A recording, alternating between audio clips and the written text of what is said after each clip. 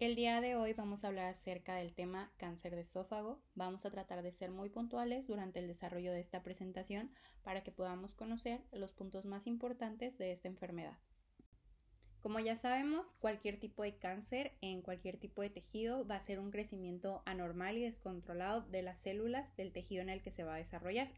Vamos a hablar de dos tipos de cáncer de esófago. El primero, el más importante y el más común, va a ser el carcinoma epidermoide de esófago. Este es importante que recordemos que no va a tener ninguna asociación con alguna enfermedad ya existente en el paciente.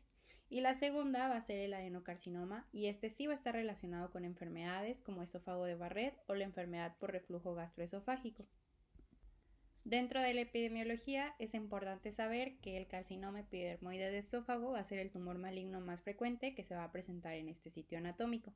La prevalencia va a estar más dada en pacientes del sexo masculino y en la sexta década de la vida, además de un estatus socioeconómico bajo.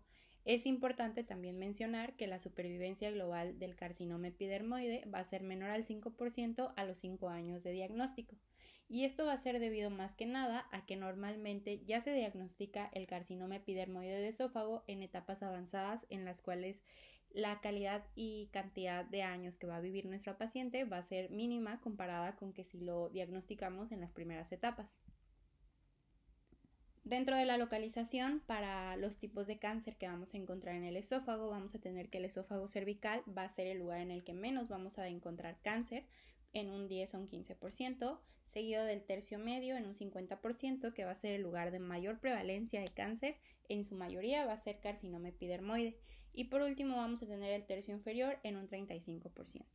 Aquí va a ser de importancia destacar que el tercio inferior va a estar en relación y contigüidad con el estómago, lo que quiere decir que va a estar más relacionado con cáncer que va a provocar enfermedades como la enfermedad por reflujo gastroesofágico o el esófago de Barrett, dándonos entonces, como ya habíamos hablado en las primeras diapositivas, el denominado adenocarcinoma gástrico más prevalente en este último tercio. También es importante que recordemos que puede haber cuadros paraneoplásicos asociados al cáncer de esófago, como lo sería la hipercalcemia con producción de paratormona o la alcalosis hipopotasemia por producción de ACTH. Dentro de los factores de riesgo que vamos a encontrar, vamos a tener el consumo de alcohol, el consumo de tabaco derivado de las nitrosaminas va a aumentar de 5 a 10 veces más el riesgo para padecer cáncer de esófago, y la ingesta de cáusticos va a ser uno de los factores de riesgo más importante por aumentar hasta 40 veces más el riesgo de padecer cáncer de esófago, así como la ingesta de carcinógenos como los nitritos y los opiáceos y la ingesta de alimentos muy calientes. Aquí vamos a tener un cuadrito del lado derecho en la parte inferior en la que nos marca otros factores de riesgo para desarrollar cáncer de esófago, como lo serían los test independientemente de la temperatura, las verduras en escabeche, el déficit de zinc o la vitamina A, la tilosis y las condiciones preexistentes como lo sería la acalasia, las quemaduras por cáusticos y el divertículo de Zenker. Para la clínica vamos a encontrar un paciente con disfagia progresiva mecánica a sólidos, únicamente a sólidos, a diferencia de la enfermedad que se llama acalasia, en la que la disfagia va a ser tanto a sólidos como a líquidos. Este es un punto clave importante para diferenciar entre una acalasia y un cáncer de esófago por medio de la clínica. El cáncer de esófago entonces nada más va a ser únicamente una disfagia progresiva a sólidos. Vamos a encontrar aquí también la pérdida de peso. Estos dos primeros van a ser las presentaciones clínicas más importantes para el cáncer de esófago. También vamos a poder encontrar las fístulas traqueoesofágicas de un 6 a un 12%, la odinofagia secundaria a la ulceración del tejido, el dolor torácico, el vómito, la regurgitación, los episodios de broncoaspiración, el hipo y la ronquera. Dentro del diagnóstico, el estándar de oro para esta enfermedad va a ser la esofagoscopía mediante una endoscopía alta y la toma de biopsia más cepillado de la lesión, para posteriormente realizar un estudio histopatológico y dar la confirmación ya sea de adenocarcinoma o carcinoma de esófago. Ante la sospecha de cáncer de esófago, también mediante la endoscopía alta, durante el procedimiento se debe realizar y es obligatorio una biopsia de fundus gástrico. Por último, dentro de los estudios de imagen vamos a tener que la realización de una tomografía axial computarizada para valorar la extensión local del tumor y la presencia o no de metástasis, y la toma de un ultrasonido por endoscopía para la extensión local del tumor. Antes de pasar a hablar acerca del tratamiento para esta enfermedad, vamos a conocer un poco acerca de la estadificación TNM para el cáncer de esófago. La clasificación TNM utiliza la información de las características individuales del tumor. Estas van a ser denominadas categorías y, como podemos verlo en la imagen, tenemos la categoría T, que va a hacer referencia a las características del tumor. Qué parte del tejido, del órgano afectado va a estar invadiendo, y es importante que reconozcamos que la categoría T, aparte de estar aplicada para esófago, se puede aplicar de la misma manera para estómago y colon. La categoría N nos va a hablar acerca de la extensión del tumor por los ganglios linfáticos. La categoría M de metástasis nos va a decir si existe o no metástasis en el momento del diagnóstico, y la categoría G nos va a hablar acerca del grado histológico del tumor.